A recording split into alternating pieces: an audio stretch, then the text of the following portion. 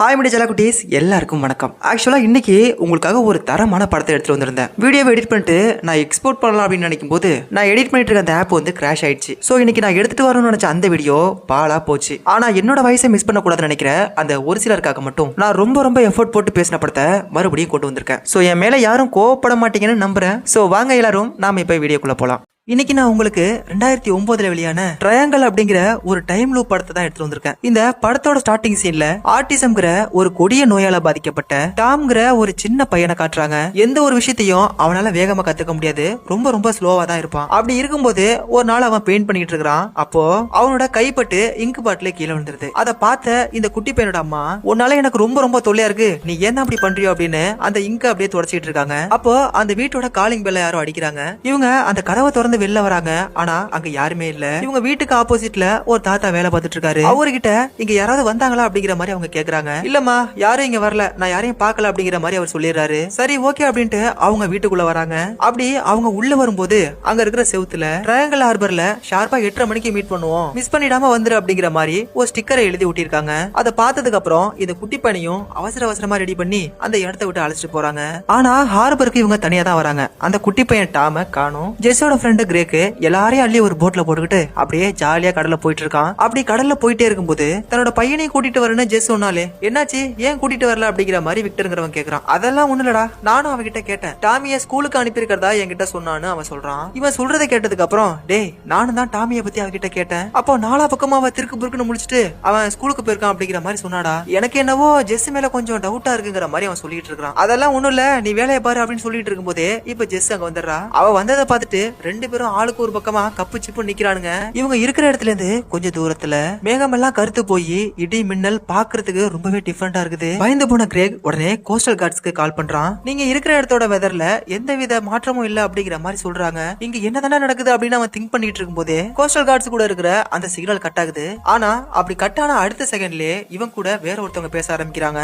அந்த வாய்ஸ் என்ன சொல்லுதுன்னா, அவ எல்லாரையும் கொண்டுகிட்டு இருக்கா, எப்படியாவது எங்களை காப்பாத்துங்கன்னு சொல்லிட்டே இருக்கும்போது அந்த சிக்னலும் கட் ஆகுது. பயத்துல இவன் ஒரு பக்கம் தத்தளிச்சுக்கிட்டு இருக்கும்போது ஒரு பெரிய அலை வந்து இவங்களோட போட்டை கவுத்து விட்டுருது. அந்த போட்டு கவுந்ததுக்கு அப்புறம் அங்க இருக்கிற மொத்த வெதருமே நார்மல் ஆயிடுது. எல்லாரும் ரொம்ப கஷ்டப்பட்டு அந்த கவுந்து கிடக்கிற படகு மேல ஏறி நிக்கிறாங்க. ஆனா இவங்க கூட போட்ல வந்த ஹெதர்ங்கிற பொண்ணு மட்டும் தண்ணிக்குள்ள மூழ்கி இறந்து போயிடுறா. நட்ட நடு கடல்ல காப்பாத்த ஆள் இல்லாம நின்னுட்டு இருக்கும்போது அங்க திடீர்னு ஒரு பெரிய கப்பல் ஒண்ணு இவங்க நோக்கி வர்றத பார்த்துட்டு, நாங்க இங்க இருக்கோம், எங்களை காப்பாத்துங்கன்னு எல்லாரும் ஒரு பக்கம் கத்திட்டு இருக்காங்க. அப்போ அந்த கப்பலுக்கு மேல ஒரே ஒரு பொண்ணு மட்டும் இவங்களை வந்து எட்டி பாக்குறா. இவங்க கத்துறத பார்த்த அந்த பொண்ணு எதையுமே சொல்லாம அப்படியே சைலண்டா போயிடுறா. டவுட்டோட அந்த கப்பலை இவங்க பாத்துட்டு இருக்காங்க.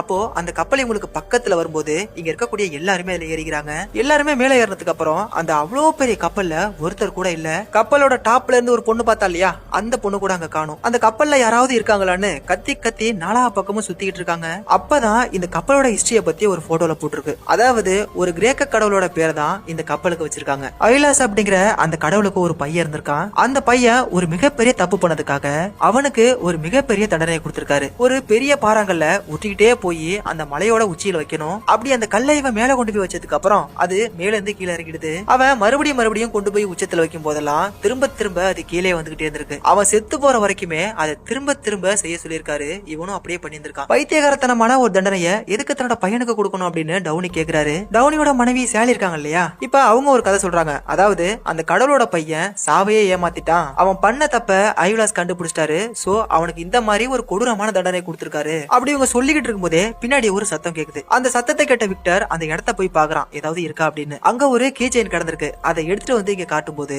அட கடவுளே, இது என்னோட கீ செயின் இல்ல, இது எப்படி இங்க வந்தது, இங்க பாருங்க இந்த கீ செயின்ல என் பையன் போட்டோ இருக்கு அப்படின்ட்டு தன்னோட பையன் போட்டோவை காட்டுறா. இவங்க எல்லாருமே அதே இடத்துல தான் நிக்கிறாங்க. ஆனா அதே நேரத்துல இந்த கீ செயின் மட்டும் எப்படி அங்க போயிருக்கும். எல்லாருமே பயத்துல இருக்கும்போது யாரும் பயப்படாதீங்க, நாம செத்து போனதான் நினைச்சுக்கிட்டு இருக்க ஹெதரால மட்டும் தான் இப்படி பண்ணிருக்க முடியும். சரி வாங்க நாம போய் அவளை தேடலாம் அப்படின்னு எல்லாரும் ஒரு ரூமுக்கு போறாங்க. அது ஒரு பார்ட்டி ஹால் மாதிரி இருக்குது. அங்க ஏகப்பட்ட சாப்பாடு அடுக்கி வச்சிருக்காங்க. ஒரு ஈ காக்கா கூட இல்லாத இந்த கப்பல்ல எதுக்குடா இவ்வளவு சாப்பாடு அப்படின்னு எல்லாரோட மனசுலயும் ஒண்ணு அப்படியே ஓடிட்டு இருக்கும்போது டவுனி கிட்ட டைம் கேக்குறாங்க. அப்போ அவன் 11 ஆகுது அப்படிங்கிற மாதிரி சொல்றான். இந்த ஜெஸ் அவளோட கையில இருக்க வாட்ச பாக்குறா. அதுல 8:17 நிக்குது. எக்ஸாக்டா அதே டைம் தான் அந்த பார்ட்டி ஹால்ல இருக்கிற வாட்ச்லயும் இருக்குது. அதை பார்த்து செம்ம ஷாக்கான இவ யாருகிட்டயுமே அதை பத்தி சொல்லல. சரி ஹெதரை தேடும் அப்படின்னு இந்த சேலி அவ பேர் சொல்லி கத்திட்டு இருக்கா. அந்த டைம்ல ஜெஸ்ஸுக்கு பின்னாடி யாரோ போன மாதிரி அவளுக்கு தோணி இருக்கு. அதோ அங்க இருந்து யாரோ ரொம்ப நேரமா நம்மள பாத்துட்டு இருந்த மாதிரி இருந்துச்சு. கண்டிப்பா நான் யாரையோ பார்த்த மாதிரி இருக்கு அப்படின்னு ஜெஸ் சொல்றா. அதை கேட்டுட்டு நான் போய் அதை யாருன்னு பாக்கணும்னு போன விக்டரை ரொம்ப நேரம் ஆனதுக்கு அப்புறம் கூட காணோம். காணா போன விக்டரை தேடி கிரெக்கும் ஜெஸும் போயிட்டு இருக்கும்போது ஒரு ரூம்குள்ள இருந்து சத்தம் வருது. அந்த சத்தம் கேட்ட ரூமுக்கு போய் பார்த்தா அங்க கோ டு தியேட்டர் அப்படிங்கிற மாதிரி ரத்தத்துல எழுதிருக்கு. இங்க நடக்கிற எல்லாமே ஆல்ரெடி தனக்கு நடந்த மாதிரியே ஜெஸுக்கு ஒரு பக்கம் தோணிட்டு இருக்கு. அதெல்லாம் அப்படியே ஒரு பக்கம் இருக்க இப்ப இந்த ரத்தத்துல எழுதினதை பார்த்துட்டு இங்க ஒரு பெரிய பிரச்சனை இருக்கு, நம்ம அதை எப்படியாவது சரி பண்ணணும் அப்படிங்கிற மாதிரி அவ சொல்றா. இப்பதான் நம்மளே தப்பிச்சு வந்திருக்கோம், அதுக்குள்ள நீ ஏன் இப்படி எல்லாம் பேசிட்டு இருக்க, கொஞ்சம் வாயை முடிக்கிட்டு சுமாரு, நம்ம எப்படி கரைக்கு போலாங்கிறத பத்தி யோசிப்போங்கிற மாதிரி அவன் சொல்றான். கட் பண்ணா இந்த பக்கம் டவுனியும் சேலியும் ஒரு இடத்துல நின்னாங்க இல்லையா, நம்மள எதுக்குடா தியேட்டருக்கு போக சொன்னா அப்படின்ட்டு ரெண்டு பேரும் மாத்தி மாத்தி பேசிக்கிட்டு தியேட்டருக்கு போறாங்க. ஆனா இவங்க ரெண்டு பேரையும் யாரு தியேட்டருக்கு போக சொன்னா அப்படிங்கிறது தெரியல. அப்படி தியேட்டருக்கு போனதுக்கு அப்புறம் அங்க வந்து ஒரு ஃப்ரேம் இருக்குது. அந்த ஃப்ரேம்ல இந்த கடவுள் வந்து ஒரு காற்று கடவுள், அவரோட சக்திய எல்லாருக்கும் எடுத்து காட்டுற மாதிரி அவரு காத்த ஊத அப்படியே படகு கவுர்ற மாதிரி ஒரு படம் இருக்கு. இந்த சீனை பார்க்கும்போது உங்களுக்கு என்ன தோணுதோ அதை கமெண்ட்ல சொல்லுங்க. கிரேக்க கூட சண்டையை போட்டுட்டு டவுனியும் சேலியும் இருக்கிற இடத்துக்கு ஜெஸ் வரா. ஆனா அவங்க ரெண்டு பேரையும் யாரோ ஒருத்தவங்க தியேட்டருக்கு போக சொன்னாங்க இல்லையா, அவங்க தியேட்டருக்கு போனது தெரியாத ஜெஸ் எங்கடா காணோம் அப்படின்னு தேடிட்டு இருக்கும்போது ரொம்ப நேரத்துக்கு முன்னாடி தொலைஞ்சு போன விக்டர் ரத்த காயங்களோட அங்க வரான். ஐயோ உனக்கு என்னாச்சு அப்படின்ட்டு பதட்டத்தோட இவ கிட்ட போகும்போது ஜெஸ்ஸோட கழுத்து நெரிச்சு அவன் கொல்ல பாக்குறான். பதிலுக்கு இவ அவனோட மண்டையை பிடிச்சு அமுக்கும் போது அவனோட மண்டையில ஒரு பெரிய காயம் இருந்திருக்கும் போல. அதுல தெரியாம இவ கைப்பற்றது, அப்போ வலி தாங்க முடியாம அவன் கீழே விழுந்து செத்து போயிடறான். நான் தெரியாம பண்ணிட்டேன்னு இவ கத்தி கதறி அழுதுகிட்டு இருக்கும்போது ஒரு கன் ஃபயர் சவுண்ட் கேக்குது. அந்த தியேட்டருக்குள்ளதான் இந்த சவுண்ட் கேக்குது அப்படின்னு அவ தியேட்டருக்கு போறா.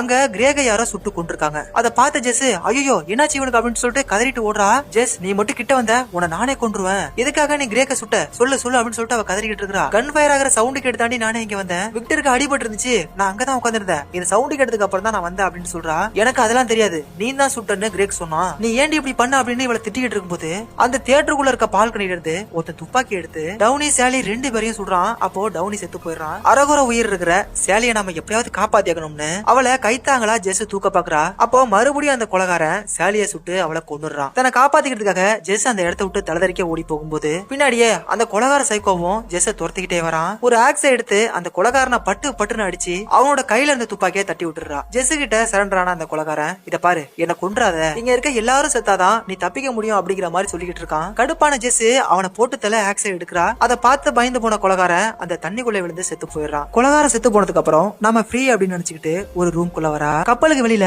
ஒரு சிலர் சத்தம் போடுற சவுண்ட் கேக்குது. இவளும் வெளியில போய் பாக்குறா.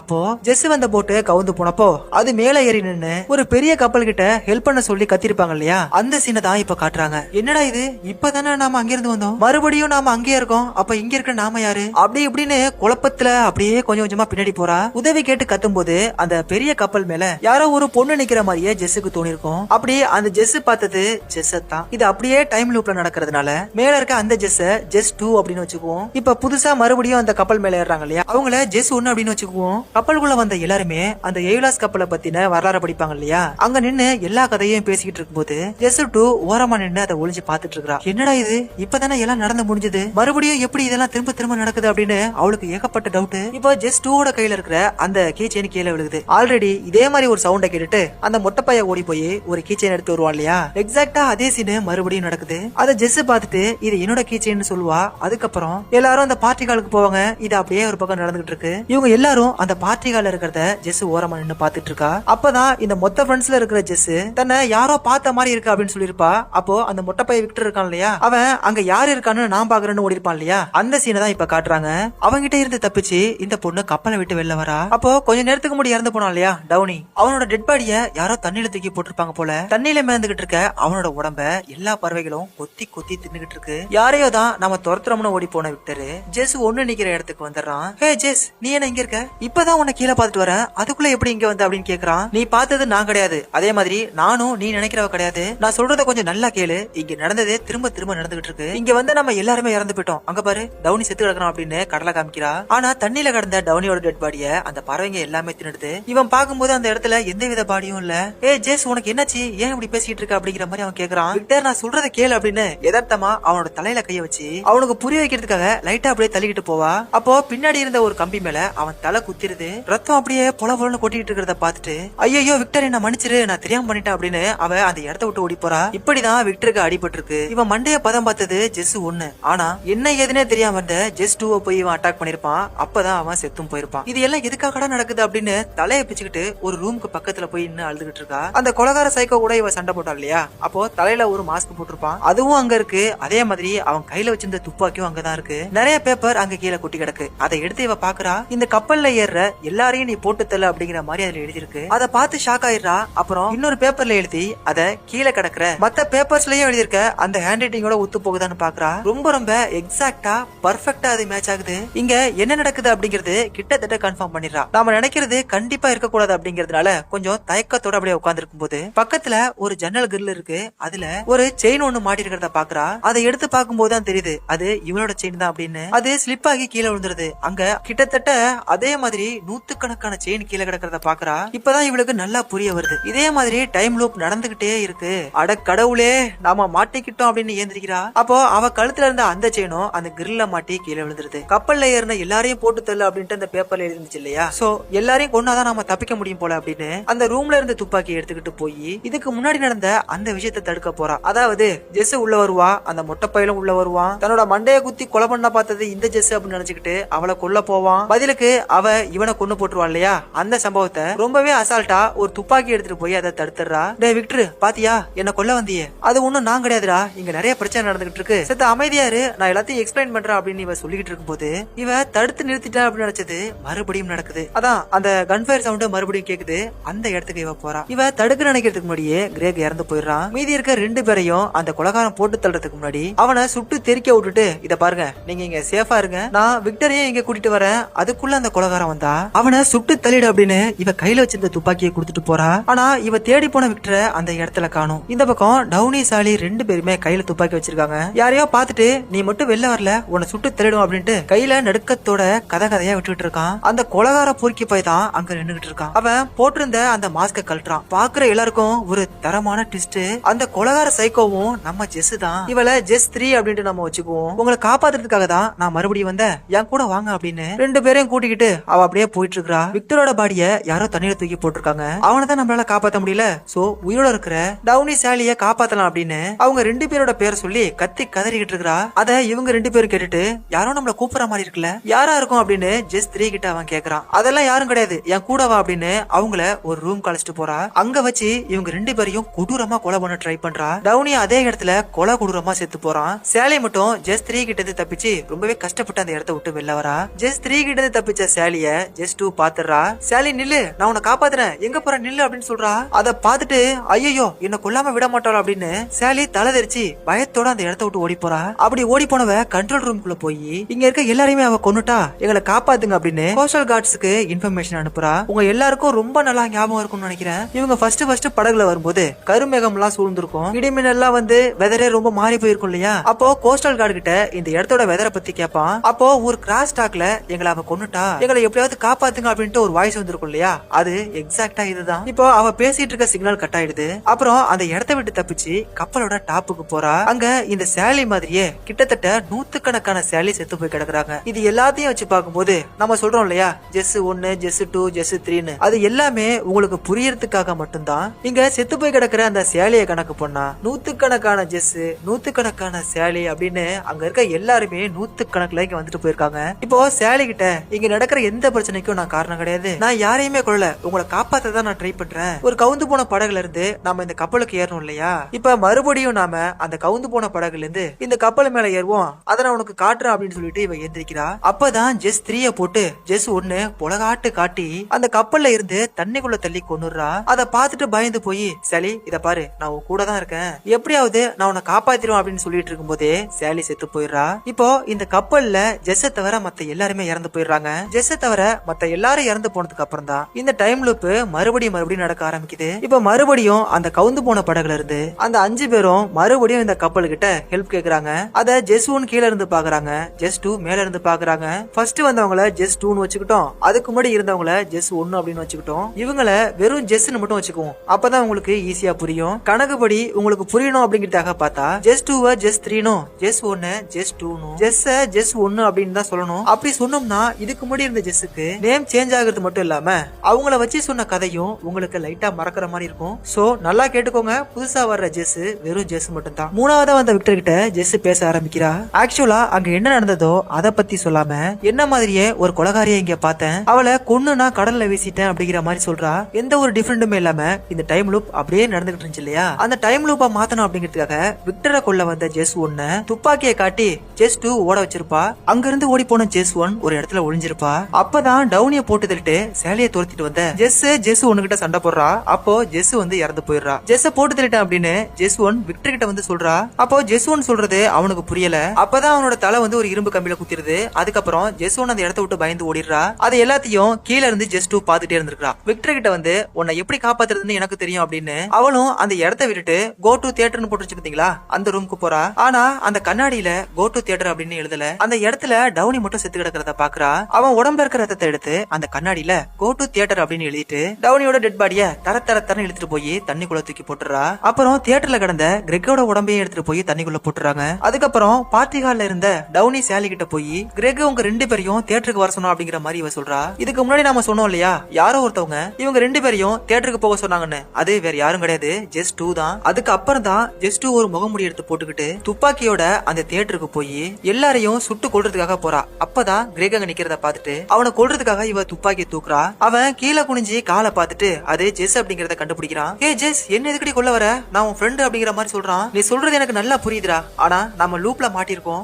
என்ன தவிர நம்ம கூட வந்த எல்லாரும் செத்ததுக்கு அப்புறம் கவுந்து போன நம்ம போட்டு மேல நின்னு எல்லாரும் ஹெல்ப் கேட்டு கத்தணும் இல்லையா, அது மறுபடியும் நடந்துகிட்டே இருக்கு. அப்படி மறுபடியும் அந்த படகுல இருந்து இந்த கப்பலுக்கு ஏறாம இருந்துட்டோம்னா நாம இந்த லூப்ல இருந்து தப்பிச்சிடலாம். ஆனா அதுக்கு உங்க எல்லாரையும் போட்டு தள்ளிட்டு மறுபடியும் அந்த படகுல இருந்து எல்லாரும் நம்ம இங்க மேல ஏறதுக்கு முன்னாடி நாம ஏறுற அந்த இடத்துல நான் கண்டிப்பா இருக்கணும் அப்படின்னு சொல்லிட்டு அவனை சுட்டு தள்ளுறா. இந்த இடத்துலதான் ஜெஸ் 2 வந்து ஒரு கொலகாரியா மாறுறா. அந்த ஜெஸ் தான் நாம வெறும் ஜெஸ் சொல்லிட்டு இருந்தோம். சோ கொலகாரியா மாறுற இந்த ஜெஸ் தான் இனிமே வெறும் ஜெஸ்.